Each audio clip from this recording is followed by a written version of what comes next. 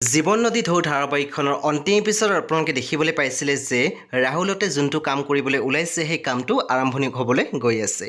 চ' বন্ধু বান্ধৱীসকল, আজি নিশা হ'বলগীয়া এপিছডৰ প্ৰম' বৰ্তমান মুকলি হৈছে আৰু আজিৰ প্ৰম'ত আমি দেখিবলৈ পাইছোঁ ৰাহুলে ফোনত কৈ আছে, অপূৰ্ব তই মদ খাইছ ন?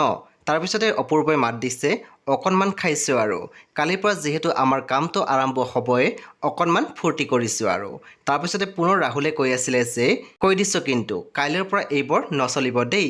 প্ৰমৰ অন্তিম ভাগত আমি দেখিবলৈ পাইছোঁ ৰাহুলে কৈ আছে, চাওঁ নহয় কোনে কি প্ৰব্লেম কৰে, মই বিহাৰত থাকিতো কাম কৰা নাই, আমাৰ অসমৰ নিজৰ ঠাইত বহি কাম কৰি আছোঁ।